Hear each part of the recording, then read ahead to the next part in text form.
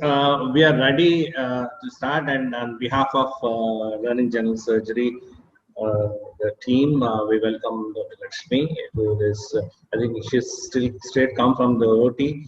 Sorry, ma'am, to pull you out, and it's a privilege and pleasure to have you today. And I shall hand over to Bhavin to take it from here. Surely, sir. I think, madam, we can start from your talk. Sure.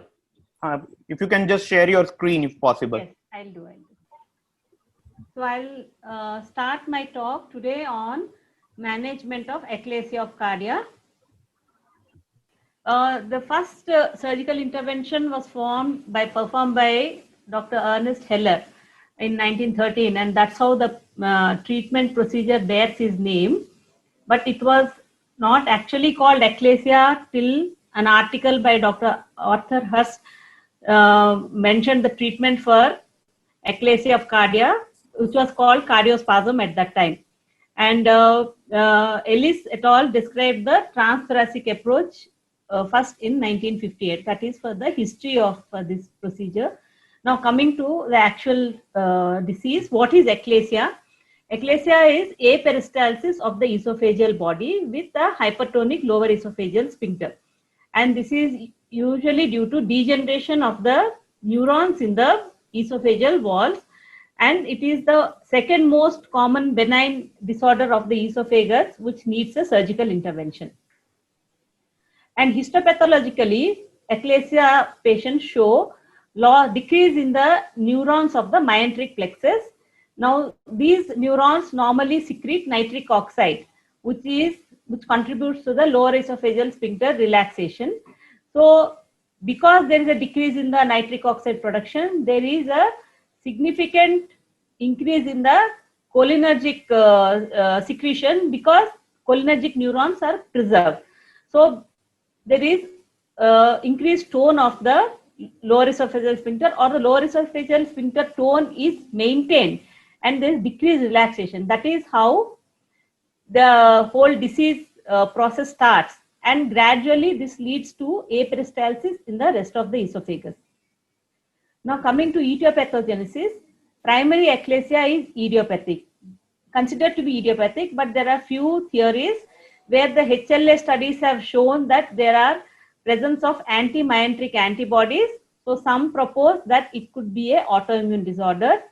Some have shown an association with chronic herpes zoster or measles, and T-cell evaluation of patients with eclasia has shown to reactivity of the HSV1, which may suggest that eclasia happens when there is HSV1 infection. So there are different theories, but basically it is a idiopathic disorder with all these theories which are now coming into vogue, which may in future we don't know towards what it will progress. Now there is something called secondary eclasia, and secondary eclasia is due to a protozoan infection, Trypanosoma cruzi, which is called Chagas disease, and this organism damages the ganglion cells in the orbit plexus.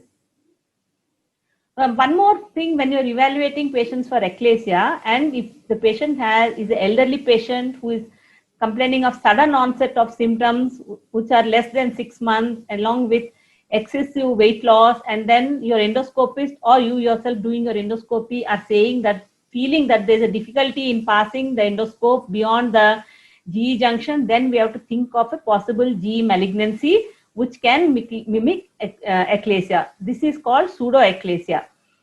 Then eclasia incidence is around 1.6 per 1 lakh population, and so it is a very infrequent disease. So that's why the various modalities of treatment, it is difficult to do a comparison study comparing one modality of treatment to another modality of treatment, and the incidence is equal in men and women and usually occurs in the 20 to 50 years age group. And the most common clinical manifestations of eclasia being dysphagia, usually to food, solid food is more than 90%, and to liquids is more than 80%. So this is not seen with the other motility disorders of the esophagus, where dysphagia is there but not so significant to any of the solid or liquid diet. And the other symptoms would be a minimal weight loss, unless it's a improper diagnosed eclasia. Usually the patients will come present of some weight loss, and usually they'll have regurgitation. Mainly it is nocturnal, so patient will come tell you that when they sleep at night, they will be regurgitating frothy fluid, and then retrosternal pain and heartburn can be there, or some patient may feel that there is something stuck in the throat, and with the long duration eclasia, they may complain of hiccups. So coming to diagnosis, usually the early part, the diagnosis may be missed because the symptoms are slow and gradual. But most important thing is, if the patient is complaining of dysphagia, at least we should do a barium swallow and an endoscopy. Manometry may not be available in all places. So barium is most easily doable test and is an excellent tool for diagnosis of eclasia, and the classical bird beak appearance, which we are seeing, we are learning from the days of our MBBS. This is one important investigation and one important finding which will clinch the diagnosis. So this is the important. So for residents and fresh general surgery students, this picture is very important, and this is the classical bird beak appearance we see on a barium swallow. So if your barium is not, or you're seeing a patient very early in their progression to the classical eclasia, your barium may not give you the exact bird beak appearance. So in these cases where the patient is still complaining of symptoms which are very suggestive of eclasia, but your barium is not very classical, then you should do the manometry. Manometry is very, very helpful in this. It will show a raised lower esophageal sphincter pressure, usually above 45 millimeters of mercury, and there is incomplete relaxation of the lower esophageal sphincter on swallowing. So aperistalsis, then you may also find aperistalsis of the esophagus, or there may be simultaneous contractions which are usually of low amplitude. But there are certain set of patients where we use the term vigorous eclasia, where they'll have little higher amplitude contractions, and these are the patients who will have more amount of chest pain. So whenever you have a patient where it's diagnosed either through a barium or through a manometry that there is eclasia, you should always do a endoscopy to rule out malignancy. So usually you will see a large baggy esophagus with retained food like this, and then you will see a pinpoint opening of the lower esophageal sphincter, but usually with a gentle nudge, your endoscope will go into the stomach. And if you have any doubt of any thickening or nodularity in the lower esophageal sphincter, then you have to further do endoscopic ultrasound or a CT scan. But these are only when you suspect a malignancy, that is a secondary eclasia or pseudoeclasia. But otherwise, a barium with endoscopy or barium plus manometry plus endoscopy are enough to clinch the diagnosis. Now coming to the treatment options.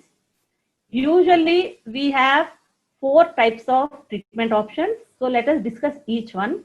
Medical therapy is usually with calcium channel blockers, usually given half an hour before the meals, and they give some degree of relaxation of the lower esophageal sphincter. This is not recommended as a first line therapy. This is usually where you have a diagnosed patient and patient needs some time before his planning his definitive treatment and is not able to eat. Then you can start them on calcium channel blockers, but it should not be the only treatment, because the patient will never do well with the only medical therapy as the treatment. Then we have botulinum toxin injection. So Botox usually inhibits the release of acetylcholine. Now, we already read in the pathophysiology that because the nitric oxide production is reduced and the acetylcholine production is still preserved, so if we reduce the release of acetylcholine, then the lower esophageal sphincter tone will come down. So here this is done endoscopically, where you inject around 1 ml of Botox, which contains almost 20 to 25 units of Botox per ml into 4 quadrants, approximately 1 centimeter above the Z line. So it is done endoscopically, and above the Z line in 4 quadrants you inject 1 ml of the Botox. And the complications can be mediastinitis or ulceration of the esophageal mucosa, or if you penetrate through and through the esophagus, then you can end up with a pneumothorax. So this needs a little endoscopic expertise. And the downside of Botox is that it is not as effective as the further interventions we are talking of. It's better than medical treatment, but it's not as better as a dilatation or a surgery. Initially, symptomatic relief we will see in the 90% of patients, but gradually the symptom relief will fall down to 50%, and by end of 1 year, the symptoms will all recur. So this should be preserved for patients who are not fit for any other interventions, mainly if you are seeing in elderly or very frail patients where they are not fit for any other intervention, there only you opt for a Botox treatment. Then comes the pneumatic dilatation. So this is considered the most effective non-surgical treatment of eclasia. Here we pass a pneumatic device into the lower esophageal sphincter using under fluoroscopic guidance endoscopically, and the balloon is inflated to a pressure of 7 to 15 Pascal units. And normally, earlier it was inflated to a significant extent, and there's always chances of perforation. But now, if the waist of the balloon disappears on the fluoroscopic observance, then you stop the dilatation there. You have to observe the patient for at least few hours, and then the patient can be discharged home. And the two best predictors of success are the post-dilatation pressures, or some people also see the difference between the pre and the post-dilatation pressures. And elderly people do well because their muscle tone is as such weak. But one of the biggest problem which can happen with pneumatic dilatation is esophageal perforation, which can be as low as 1.6% in expert hands, but can also go up to a high almost of 20%. So next we come to the proper surgical intervention, that is the Heller's myotomy. At the beginning only we learned that this was first performed by Ernest Heller in 1913, and that is how his name happens to be put on the surgery. And it involves performing a anterior myotomy, either abdominal or the thoracic approach. And thoracic approach has certain drawbacks, so we will only talk on the abdominal myotomy. And laparoscopic myotomy is now considered the standard operation because the results are similar to an open myotomy, with the advantage of minimal access surgery, smaller wounds, lesser wound problems, and shorter hospital stay. But there are few questions to be considered when you are considering Heller's myotomy. It is, what is the length of the myotomy, and whether we should do a fundoplication. If so, what kind of fundoplication to be done, and what if the patient has a sigmoid esophagus. And now is the era of robos. So is there any benefit of a robo? I will not comment on the benefit of robo because robo is not widespreadly available now, but the rest of the other points we will discuss now. So whether to do a fundoplication or not. So 30% of the patients post a successful fundoplication complain of significant heartburn, and 24-hour pH has shown almost 60% of the patients having significant reflux. So it is better to, it's recommended to perform a concurrent anti-reflux procedure. Now we have a choice, and we always prefer a partial fundoplication, not a complete fundoplication, because a complete fundoplication will again cause a recurrence of the eclasia, because here we are tightening of the lower esophageal sphincter again. So either we do a anterior 180-degree door fundoplication or a posterior 270-degree toupee fundoplication. And there is no significant difference whether you're doing a door or a toupee when you're looking at the degree of dysphagia or looking at the resolution of the gastroesophageal reflux. So there is no randomized control trial to compare these two procedures. So you can do any of them, but the anterior door has an added advantage is that it buttresses the lower end of the esophagus where the mucosa is bare, and usually the lower end of the just at the lower esophageal sphincter, the mucosa is the thinnest. So there's always chances that there can be small micro perforations when you're doing the surgery. So a buttressing with the stomach, doing anterior door will patch up the small micro perforations which we could have missed. Now coming to a sigmoid esophagus, there you see a dilated tortuous esophagus with lot of food stasis. This usually is seen in patients who have neglected their eclasia for a long time, and earlier most of these patients were thought to require a esophagectomy, or at least we should not add a fundoplication, either door or toupee to these patients. But now it is seen that a properly done extended myotomy gives improvement in the sigmoid status of the esophagus in the long run. So always first do a proper cardiomyotomy in patients even though they have a sigmoid esophagus, and then wait and follow up how the esophagus is behaving. Now coming to the length of the myotomy, it is said that you need at least a 5 centimeter myotomy with a 1 centimeter on extending onto the cardia of the stomach. But we normally do a 7 centimeter myotomy with a 2 centimeter extension onto the cardia of the stomach, what we call the extended myotomy, and this has given better resolution of the symptoms. Now coming to the surgical procedure, the patient is put in lithotomy position, and that's the port placement. So here we have a 10 mm supraumbilical port. This is for the camera, and then we have a 5 mm port in the epigastrium for the liver retraction, or if you have a Nathanson liver retractor, your Nathanson liver retractor can come through the epigastric region, and then your left hand port comes 5 mm in the right midclavicular region, and the right hand port comes in the left midclavicular region. And for the traction, we have a 5 mm port in the left anterior axillary line. So this is the port placement. Now coming to the video. So we start from the pars flaccida and go anterior to the esophagus to mobilize the esophagus. At least 10 centimeters of the esophagus should be mobilized.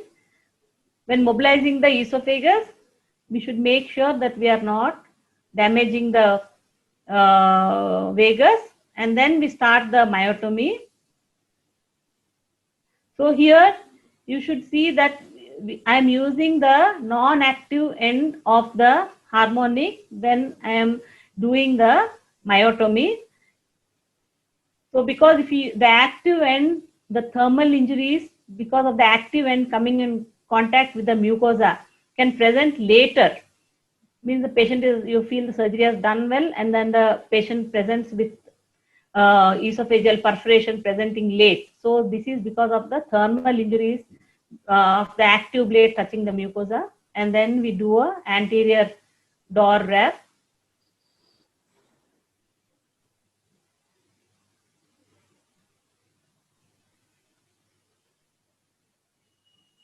So you see that wrap is totally covering the exposed esophageal mucosa and acts as a nice buttress to it.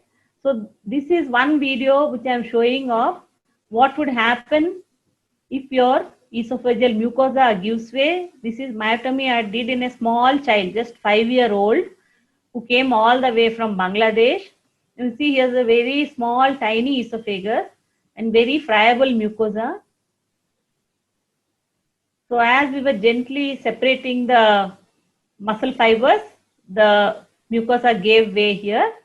So 2 or 3 sutures of 3-0 Vicryl is placed. So even if the mucosa gives way when you're operating, don't panic. Just suture the mucosa properly and then put a anterior wrap. The child was kept nil by mouth for a couple of days, and then we did a gastrographin swallow to see if there's no leak, and then he did well, and then we started his liquids. So we have one more new approach to eclasia, what we call the POEM procedure. So it is called peroral endoscopic myotomy. So here they do endoscopically, we enter the submucosal plane around 15 centimeters above the GE junction, and the endoscope has a special transparent cap, and using a solution with a small amount of methylene blue or indigo dye, the submucosal plane is elevated by injecting the saline, and then the tunnel dissection is carried from 15 centimeters proximal to GE junction to say 2 centimeters past the GE junction, and then the myotomy is started 10 centimeters proximal to the GE junction. Normally in our surgical myotomy, we separate both the circular and the longitudinal muscle fibers, but here only the circular fibers are taken while leaving the longitudinal muscle fibers are left intact, and then at the end of the procedure the scope is removed and the point of submucosal entry is closed with endoscopic clips. My endoscopist Dr. Rakesh Adi was gracious enough to share his POEM video with us, because I said this is a teaching thing. So this is how they raise the submucosal bleb, and then they injecting the saline, and with cautery they open the mucosa and the submucosa, and they go between the circular muscle and the submucosa till they go into the stomach. And then once they have made sure that they're in the stomach, then they start the myotomy.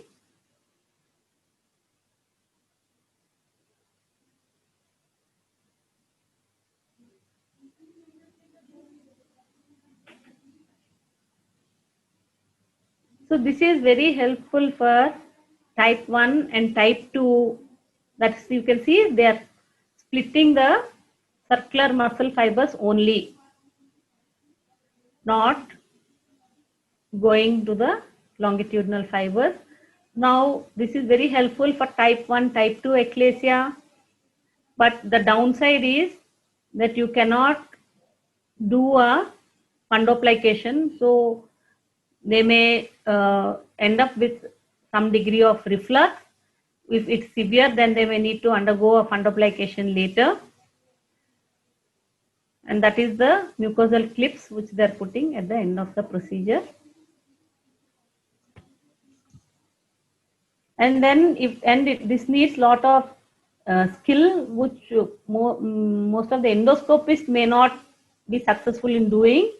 So if surgeons are practicing to do POEM, I think then the results would be better, because I had the opportunity to redo a myotomy in 2 patients where they had undergone POEM and the myotomy was not complete.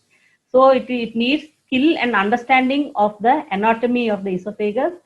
So let us just have a quick algorithm, because we learnt of so many treatment options for eclasia. So let us see that how do we use them judiciously. So medical treatment, if you are only suggested if you are waiting as a stopgap before you are doing a definitive treatment, either it could be a pneumatic dilatation or a Heller's myotomy or a POEM. And Botox if the patient is not a good anesthesia risk and not a good surgical candidate. And if it's a young patient, we can offer them pneumatic dilatation, but there's always explain them the risk of perforation. And if the patient is not willing to accept the perforation rate, then cardiomyotomy, lap Heller's myotomy is the best treatment of choice. So, and it has given very good results, and it should be either accompanied with DOR or Toupet fundoplication and at least 5 centimeters, but I would suggest at least make the whole length of the myotomy 10 centimeters. So go at least 7 centimeters onto the esophagus and 2.5 centimeters onto the stomach. Robo has good role in future when robos become more easily affordable, and POEM has good promise. I think it needs more skilled people doing it. So I thank you all for a patient hearing, and thank Dr. Radhakrishna and LGS for giving me the opportunity to present this before you all. Thank you, ma'am. It's a very neat and complete presentation. Bhavin, are you there? There are 2 questions in the chat box. The first question is from Mahesh Raj. He wants to know whether the right port is at the mid-clavicular line. The right port. Right hand, yes. Right hand, left mid-clavicular. Now, Dr. Govind wants to know that if there is a perforation, only mucosa has to be sutured, or anything more than that? Mucosa has to be sutured and buttressed with a DOR fundoplication. Okay. Somebody is asking how easy or how hard is it to do a redo Heller in primary failed Heller? Yeah, to redo a primary failed Heller, first you should done adequate amount of primary Hellers, because it is knowing the planes. Otherwise, directly you will go and open the esophagus. Because I have done maybe 3 redo primary Heller, where the mucosa goes and gets adherent to the hiatus, if not hiatus, to the left lobe of the liver. So you have to be ready to tackle esophageal perforation. So that's why first become perfect in doing primary Heller, and then you have to be very careful in going into do the redo Heller. Bhavin, are you back?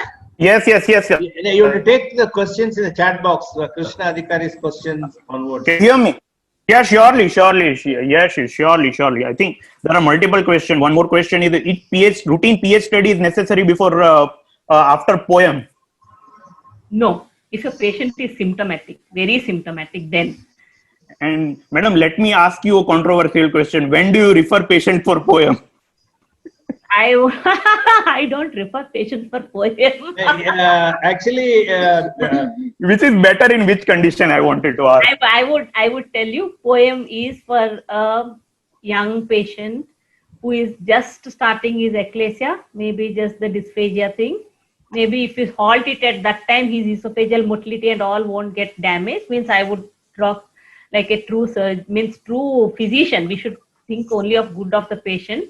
And or if you have a very elderly patient who is not willing for surgery, but still could be a good surgical risk, there you can refer them for a. The Chalpati Rao is there in the audience. Chalpati, you can unmute and answer that question regarding when the patient should be referred to you and not for surgery. Yeah. Hi. Nice talk, madam. Right. So, see, right now there are good comparative trials comparing POEM versus Hellers. Now there is good long-term data also beyond 2 years and 5 years comparing Hellers and POEM. And now the results are equal. The technical success or the clinical success, both are equal. So, now it's been almost 11 years that POEM is into practice with now good long-term data. So when do you go for POEM? I would put it in the other way. from the gastroenterologist perspective, if the patient is having type 2 sigmoid esophagus, I'm talking about sigmoid esophagus, it may be difficult for POEM can be still done in type 1 sigmoid esophagus, but type 2 sigmoid esophagus, it will be very difficult. Patients who have already some kind of previous esophageal surgeries, then POEM may be difficult. So I would put it in this way rather than otherwise POEM is good in all types of achalasia with equally good results, especially type 3 achalasia, and other non-achalasia esophageal motility disorders. POEM is very good, like nutcracker esophagus, etc. Diffuse esophageal spasm like that. POEM is very good. pH study, we are trying to understand the mechanisms of GERD post-POEM. So in a research protocol, we are doing pH study after POEM and also a follow-up endoscopy, because not all POEM patients are subjected for a fundoplication, though there is a new procedure called FPOEM, that is fundoplication, endoscopic fundoplication coupled with POEM, though it is still in a very premature state. So we are trying to understand the mechanisms of GERD. So that's why we are doing pH in all our follow-up patients. We are doing at our center regularly. Yeah. Thank you, Dr. Rao. There is one more question for you. That is, why lateral incision not given in POEM? Either it is anterior or posterior. Yeah, because scope maneuverability is very easy, especially with the posterior POEM, and it is easy to navigate towards the GE junction and across GE junction by choosing either anterior or posterior approach. The other thing, actually, one of the previous participant has asked about redo Hellers after a failed Hellers. So as madam told, it will be very, very difficult. So in that case, the advantage of POEM is Hellers myotomy is, to my understanding, it's an anterior procedure. Okay, anterior myotomy. But for POEM, we can either choose anterior or posterior. So if Hellers has failed after an anterior approach, we can always go for a posterior POEM. So now the standard of care is, if a Hellers myotomy has failed, either you subject these patients for a posterior approach of POEM or a pneumatic dilatation, because Hellers is very difficult. I think another reason in favor of POEM is POEM generally longer myotomy, and one of the most of Hellers myotomy failure is the length of myotomy, particularly on the cardiac side, gastric cardiac side. I think some studies are showing that POEM is better in that. What's your take on that? I agree. Actually, the standard length post GE junction is around 3 centimeters that we maintain in POEM. And now we have started reducing the esophageal length of myotomy. So, for example, if it is a straightforward type 1 achalasia, sometimes we are just doing only 5 to 6 centimeters of myotomy on the esophageal side. So that is giving good results as per the literature also. Now there is one, I think one trial that has come up, longer myotomy versus a shorter one. Shorter one has given equally good results. Yes. Bhavin, Dr. Kanchan has asked this question: what is the etiopathogenesis for recurrent achalasias? I want all of you to. I think. Will you be dealing with it? I've made a small presentation. I'm going to just. I'll ask Dr. Lakshmi. Yes, that would be great. That would be great. Recurrent achalasias. One of the participants asked. First is, if the patient has undergone any of the things like botulinum or endoscopic dilatation or inadequate Hellers, that is technical reasons for recurrence. And one more is, here we are in achalasia, we are not treating the primary pathology. Means we are not the loss of the neurons, which continues in the orbic plexus. So that persists. So in some patients, unfortunately, it progresses proximally. So there's more and more amount of esophageal motility. Actually, it is more than the this thing, the lower esophageal sphincter, which is causing harm.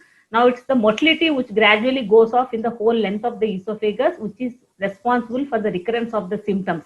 So that is how these patients come back to you with the same thing of dysphagia. Because for the patient, he came with dysphagia, got some treatment, and again has come back with dysphagia.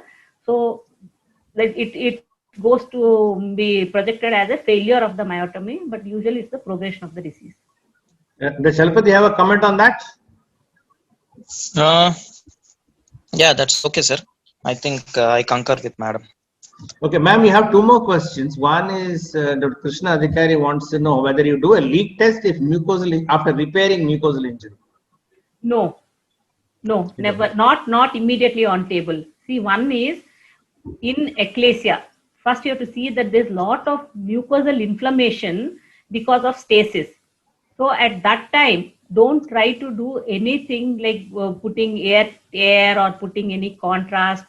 So you may induce a leak because of suddenly the mucosa is just giving. It's very delicate. So don't do anything at that time. Close the mucosa and then you buttress it with a stomach patch and then wait for 48 hours and then you do a contrast leak test with a gastrographic. So from the Facebook group, Dr. Viral Bhatt asks, why is Nissen fundoplication not done? Nissen fundoplication is for reflux, where we want to increase the lower esophageal sphincter tone. Here in eclasia, we have a normal or an increased lower esophageal sphincter tone. If you are doing the whole thing, either POEM, surgery, endoscopy or botulinum to decrease the lower esophageal sphincter pressure. So if you are doing a proper fundoplication again, then again you are increasing the lower esophagus and you are getting the two edges of the esophagus together when you put a complete wrap. When you are doing a partial wrap, we are actually suturing the partial wrap and the myotomy edges to the crura. So that keeps the myotomy edges apart. So you should never do a fundoplication for Heller's. Thank you. Any other question from the audience? You can unmute and ask. I think there is one question, sir. Is the intraoperative endoscopy done to confirm completeness of myotomy? Oh, yeah. Earlier, when we were using single chip systems and all, the vision was not great. But now with high definition systems, you can see the total muscle fibers all separating and the mucosa pouting out brilliantly. So in our center, we never do endoscopy because any intervention, endoscopy, dye test, installation of any contrast, there's always a chance by some maneuver that your mucosa will give way. We never put anything through the esophagus once the myotomy is done. Few centers do, they transilluminate and see, but already from the surgical side, we are seeing that all the fibers are separated. So endoscopy will not give you much unless you are not sure about the completeness of the myotomy. So normally people do endoscopy to see whether they've crossed the GE junction and all. But over time, you all know, we understand where the GE junction is that and that you're coming onto the stomach properly, that you're splitting the sling fibers and all. These are what a surgeon needs to learn rather than an endoscopist coming there and telling you that you have to still some more fibers left or. No, but I think the endoscopist sees the sling fibers better than the surgeon, because one of the things which I always find difficulty is locating the GE junction. There's some fat over there, and should we remove that fat, Yes. that pad to really look at the thing, or is it okay? Pad of fat. Belsey pad of fat has to be removed. And again, to avoid anterior vagal injury is not that easy. It comes obliquely. Sometimes it will come across that area where you want to split the muscle. How do you deal with that anterior vagus? Usually when you are doing a Nissen fundoplication or a cardiomyotomy, the posterior vagus is more important because anterior vagus, the course is not perfect and sometimes it is in form of multiple fibers. So we are not sure whether we are damaged the anterior vagus or not. So always when you are mobilizing the esophagus, make sure that your posterior vagus is intact. The other thing I also noticed, ma'am, that when you are onto the gastric fiber, there is some bleeding, Yes. which is not there in the esophageal side. Hmm. And we keep on using bipolar. And how do you manage it? You That should time, never use bipolar or harmonic anywhere. Just take a wet gauze piece and just leave a pressure on it. okay. It That needs will, only patience, because that is the usage of diathermy or energy source to control this bleeding usually causes lateral spread of the energy onto the mucosa, and in the post-op the mucosa gives way. yeah, Bhavin, back to you. Yeah, sir. Gautam is there? And Gautam is unwell today. He said he's Okay. running fever. So, Okay. in our unit, we are all worried now because, the only one person is just recovered. So we are very. No, sir. Is Gautam there? Gautam, are you there? No, I don't think he is. No, he will be fine, sir. Our hospital is like hotspots, and almost we all must have developed Yeah, I know. antibodies. So most of the No, time, Gautam escaped till today, but today morning he said, afternoon he went off with little fever, sore throat. We think he is almost there. Anyway, I hope he yeah. recovers soon. I think. Thanks, Dr. Lakshmi, for I a think wonderful lecture, and all the questions answered so well. Bhavin, you can take. Yeah. I will start. I just made a small presentation, thinking that literature review is the. I think Gautam will be doing an excellent job. So I generally do not bother much about that. But anyway, I have prepared that. Yeah, sure. So, can you see the screen, sir? No, not yet. Just whether I shared or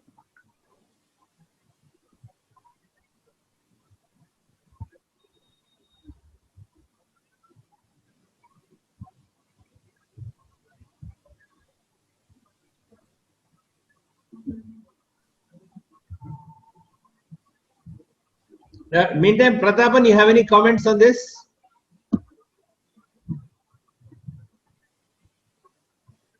I didn't hear complete. I think the gastroenterologist still the poem was in existence. They were referring for LS myotomy. Now slowly they are taking back their patient. Sir, I think there is some problem. I'm rejoining again after disconnecting. Just wait for some time. Well, you agree with that, Dr. Lakshmi, that the referral from gastroenterologist has come down for HLS after the poem has come? Because actually, maybe, I don't know, Charapati should not get upset. I think, is it being overdone, the poem? I think the number of, if you see the incidence of achalasia and the number of poems being done, I think more.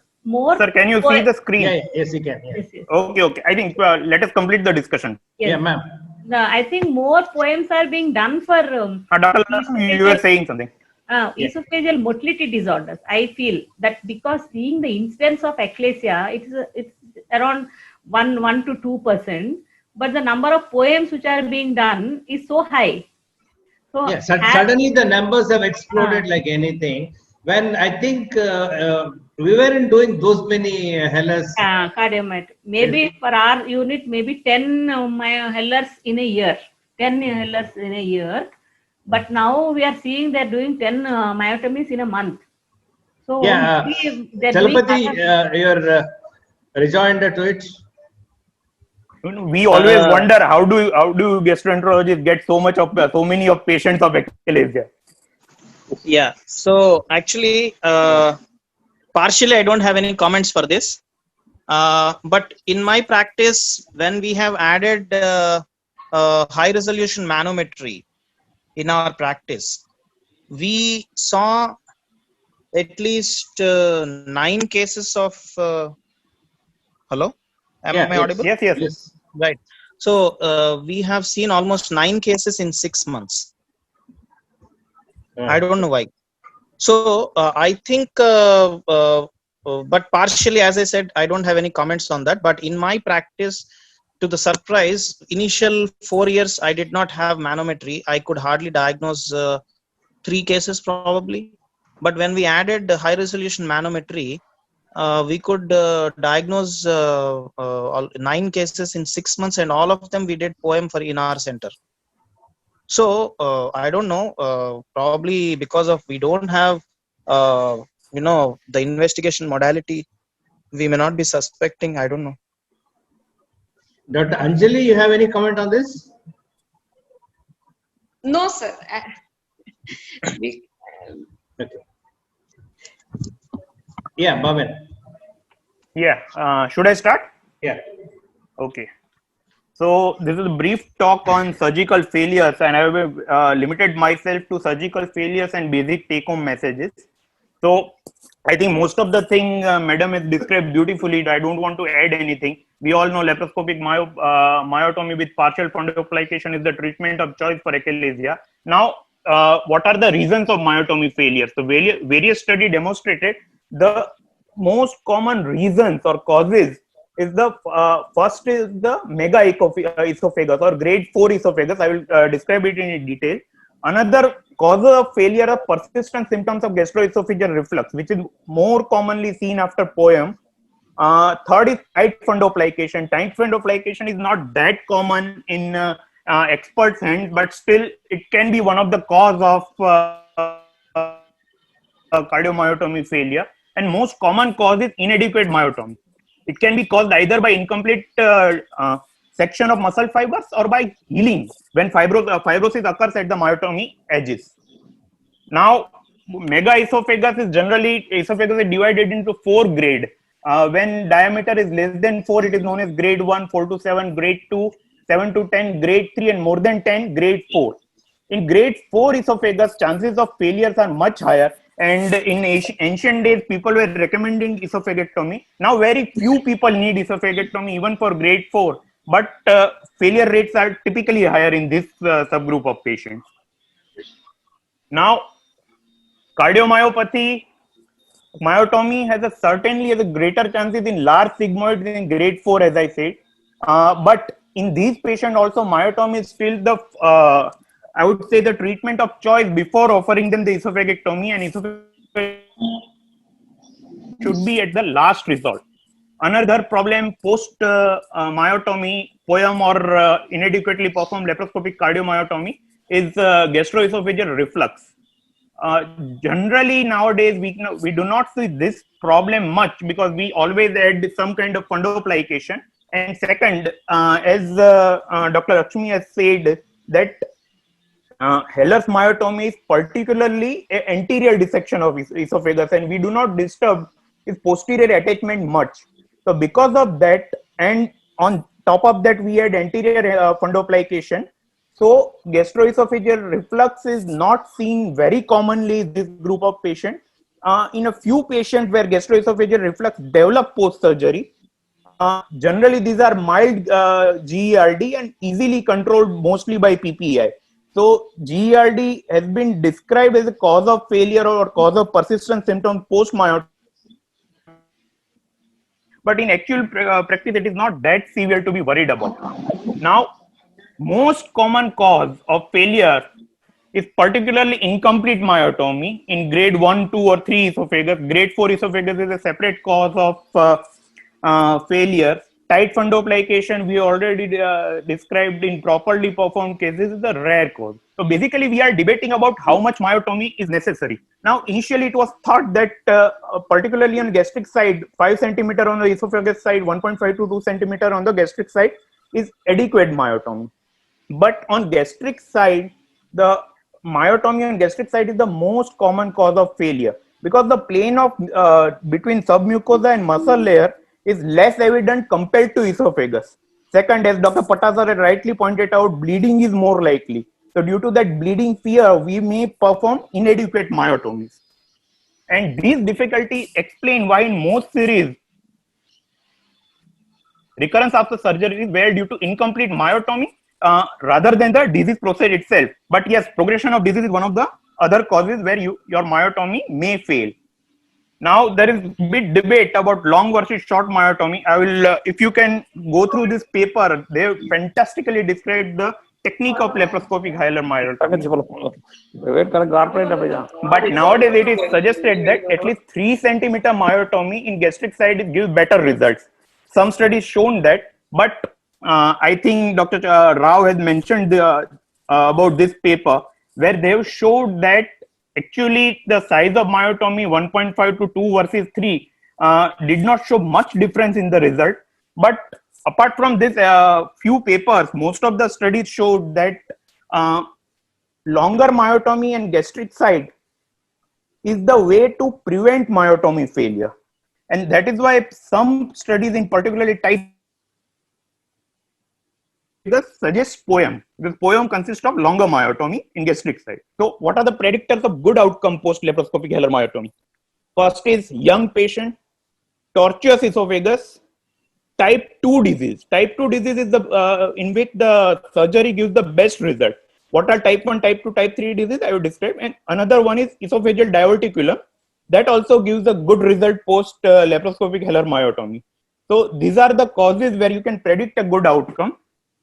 And this is the basically manometric typing of achalasia. Type 1 is IRP is more than 15 centimeter and DCI is less than 100 mmHg. Type 2, that you have to discuss with your gastroenterologist whenever you refer patient for manometry. And if manometry is available to you, nowadays it is recommended that every case of dysphagia should be evaluated by manometry. Type 2 is the pressure is elevated and pan-esophageal pressurization is seen in more than 20% of swallows. And type 3 is IRP more than 20% swallows with DCI is more than 450 mmHg second centimeter. Now, what is IRP? IRP is basically mean esophageal junction pressure. DCI is the amplitude into duration into length of the distal esophageal contraction. That contraction should be greater than 20 mmHg from proximal to distal pressure trough. So then when DCI is more than 450, your manometry report shows DCI is more than 450, you should discuss with the patient that there is a small chance of failures of hilar myotomy in this case. Now, how will you diagnose a failure? Generally, it is a straightforward diagnosis as we do in routine achalasia. Barium swallow, fluoroscopy, they are useful tests. In most patients with recurrent or persistent symptoms, whenever you do myotomy or manometry, you will find the increase in sphincter length was recorded. This probably reflects the persistence of short segment with a pressure high enough to obstruct the passage of food due to either in incomplete myotomy or formations of scar tissue. The formation of scar tissue remains one of the problems for recurrence or failed hilar myotomy. But good thing is, what is the treatment of this? Treatment is in most cases, pneumatic dilatation can still effective after surgery. So you don't have to put every patient of failed hilar myotomy for redo surgeries. Generally, it's preferred after 4 months because of initial fear of perforation. Your balloon pressure should be less than 11, and success rates is reported in various studies up to 80%. So whenever you see failed hilars, your first treatment should be simple pneumatic dilatation before offering any other treatment. If that fails, you can of course do redo myotomy, either laparoscopy or POEM. If initial myotomy is inadequate, particularly on gastric side. Dr. Rao suggested that whenever you have done laparoscopy, hilar myotomy as the first treatment, then better to refer or take opinion of gastroenterologist for POEM, whether POEM will help or not. Because the main advantage of POEM nowadays is the increased length of myotomy. So it may help particularly in inadequate myotomy. Rarely esophagectomy, grade 4 is a sigmoid esophagus and the problem persists. So most common take home is most common cause of failed is inadequate surgery, particularly on a gastric side. You need to do adequate, if possible, 3 centimeter myotomy on the gastric side, but minimum it should be 2 centimeter. Grade 4 esophagus or Chicago type 3, that is type 3 achalasia. Balloon is still effective in majority of failed hilar myotomy. Now, I just put the two slide. This is a very good consensus guideline, particularly after coming off POEM. published in 2019, and they known as the Seoul Consensus Guideline. I will not go through the whole paper, but this flowchart explains most of the things how to manage achalasia. So whenever you are suspicious of achalasia, of course, endoscopy. Nowadays, you can add CT or EUS to rule out malignancy, strictures, or anything. Esophagography, high resolution manometry. Manometry is nowadays considered to be a gold standard for diagnosis of achalasia. Then, according to manometry, divide achalasia into type 1, type 2, and type 3. Type 1 and type 3. If your patient is poor surgical candidate or do not want to undergo surgery, you can still go for initial treatment as a balloon dilatation. Laparoscopic Heller myotomy can be offered in type 1, type little bit edge over laparoscopic Heller myotomy. So whenever you see type 3 achalasia, I would like to refer to my gastroenterologist colleague before offering them a surgical treatment. And whenever there is a failed treatment, you can go for balloon dilatation. If balloon dilatation failed, then the POEM or laparoscopic Heller myotomy based on initial surgery. Of course, in high surgical risk, you can try botulinum toxin, but it has a very high failure rate. So that was a brief about surgical failures.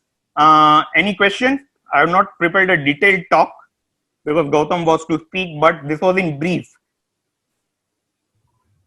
I mean, but this is it's good enough. It's sort of complete and gives an overview of how you treat or diagnose treatment failures. I think that sort of completes the session. Any questions? Chalapati, you want to comment anything here on management faculty? I mean, it looks pretty simple that most failures require only balloon treatment. Yeah, I agree, sir. Still, balloon has a good role in regular achalasia also, especially type 1 or type 2. 1, yes. But and also post Hellers, definitely. We do offer all types of treatments, but what happened is, I mean, nowadays people are smart, so they Google and come, and some people directly ask for POEM also. So. Okay. No, but people may ask, but you can always you have your own protocol which you won't explain to them. So all my 9 patients who underwent POEM, they got a surgical consultation also before going for POEM. I mean, it goes to say that this has to be seen by both, and then decide on how to proceed. Particularly, sir, in type 3, I would prefer. Yeah. Yes. Type 3 definitely By POEM. both. Yeah. Yeah. Kanchan, you had some question in the previous thing which I didn't really understand. What are your questions, Kanchan, if there are any? You can unmute. Yeah. Hello, good evening, sir. evening. Sir, my question was now that in a failed Hellers, the mucosa is already exposed. What is the risk of perforation if you go on for a pneumatic dilatation?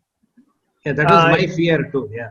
Yes, that's in various studies that was considered the main fear of surgeons, and of course I also have that fear. But generally, it is said that if you can offer the pneumatic dilation, particularly after 4 months, it is usually safe, and do not raise your pressure up to the 15. Try to keep it below 11 and do a multiple dilatation if required. And chances of perforation are not that great as it is feared nowadays. Okay, and sir, one more question. Is there any difference in, like, suppose after failed Hellers, in the time duration, like if the patient presents after 2 years or the patient presents after 5 or 6 years, it depends on the etiology of the recurrence. Is there any difference in the treatment options? No, I don't think so. Dr. Lakshmi can answer. Yes. We have to see whether they are coming back with progressive dysphagia, or sometimes there are patients who eat a big bolus of food and they come with a transient dysphagia. So if someone comes 5 years after your cardiomyotomy with some dysphagia, first evaluate them, redo a barium esophagogram, and if that is showing a free flow of dye, then you contrast, then I think you have to counsel them that should learn to eat, chew well and eat more liquidy food, because you always understand they may be progressing on the this thing, esophageal motility problem also. So immediately never jump to offering any redo treatment whenever the patient comes. First find out how long this recurrence has been and evaluate them, do a endoscopy, do a manometry and do a esophagogram. Only when you are very sure that your surgery or any intervention is going to help them, then only embark on a intervention. Or sometimes it is counseling and teaching them how to eat and also explaining about the progression of the disease. Sometimes it's a lot of anxiety which brings them back to you saying that no, I am not feeling comfortable. So after all this, then and also there was a discussion that if you are doing a balloon dilatation in a failed myotomy, the chance of esophageal perforation, but mucosal perforation. But here you understand that because it's an inadequate myotomy, usually they would not have done the proper myotomy crossing the esophageal sphincter. So usually that sphincter is still intact. So partial dilatation would do better and there's less chance of esophageal perforation. But first you have to see that how much of, is there a real raised esophageal sphincter pressure or it is something else which the patient is presenting as recurrence of this thing, eclasia. Ma'am, I think as surgeons, it so happens we operate on a patient and the patient comes back. I think we'll go very slow. In sense, we don't admit that the surgery is inadequate or whatever, and we'll try all sorts of. It's like recurrent inguinal hernia. The patient comes, then we'll say we'll see after 6 months. We'll see if it's progressing. Then I think surgeons have that. Someone is coming late, means after someone has done well with the surgery for 4 or 5 years, and then comes back with the recurrence, then you have to evaluate. But someone is coming within few months after your thing, then you have to doubt your procedure and at least find out what is the reason for his eclasia. Never, because this here, the problem is the person is not able to eat. See, even hernia recurrence will not come with a strangulation immediately. Okay. But here eclasia, the person is suffering that is not able to eat or she is not able to eat. So I think we should not never beat around the bush in these patients. So properly evaluate them. If you feel that the first procedure, whatever it was, has not done good treatment for the patient, then you should go for the next, but only after proper evaluation. We should not immediately jump into thinking of failure of the surgery. Kanchan, any more questions? Are you okay? Yeah, I'm done, sir. Thank you, sir. Dr. Lakshmi, as a surgeon, we always prefer Heller's myotomy, and endoscopist will always prefer the POEM. But always I have a doubt in my mind that is there any immediate post-operative difference in the feeding of the patient? Like endoscopist is approaching through the mucosa first, and we are approaching from the serosa first. And endoscopists, they are applying the clips to the mucosa. So there will be always sacculation behind the mucosa. So is there any difference between the Heller's and the POEM, immediate post-operative difference you say? Because as you are a surgeon as well as endoscopist, what is your view regarding this? No, I think anyway we are not starting them on diet immediately. We are starting them on liquids only. So whether okay, but what is the difference? Minute differences. Is there a difference? I don't think so, because I think POEM patients are sent home more earlier than our myotomy patients, and the technical part in the POEM is the submucosal opening is quite high up, away from where you actually start your myotomy. So at where the submucosa is being opened, the muscle is intact there. So that actually prevents a free esophageal perforation. So that's how they can bravely be able to feed their patients immediately post the procedure.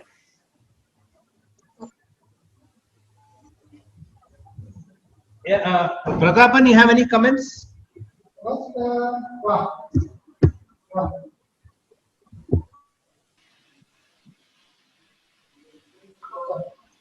Any more comments on this issue before we close?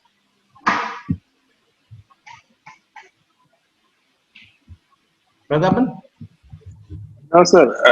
Actually, the late recurrence of achalasia may be part of the natural course of the disease as well, because we are actually doing a palliative procedure for a benign condition, because the major abnormality in achalasia is absence of peristalsis.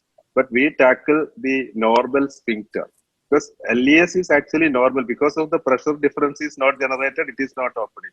So there is a natural reason for failure in almost all achalasia. That is why you are getting on the long term, you are getting sigmoid esophagus and other problems. So first we have to convince the patient that this is not a complete treatment. There is a chance of recurrence, because none of the surgery is 100% effective for achalasia, even in type 1 achalasia. Prathapan, you have any experience with esophagectomy in achalasia? No, sir. Esophagectomy never did.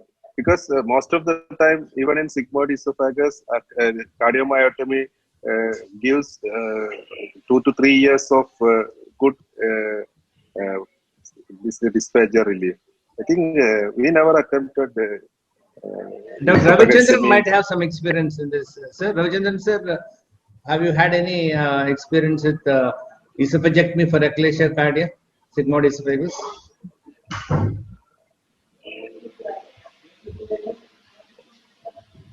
But you can unmute and comment, sir, if you have any. Anyone? Anyone else? Okay. If there are no comments, then I think a reasonably good session on achalasia, and I thank Dr. Lakshmi for taking the time off and presenting her lecture on achalasia. And thanks, Bhavin. Again, thanks everyone, and we shall meet up soon. Thank you. Thank you.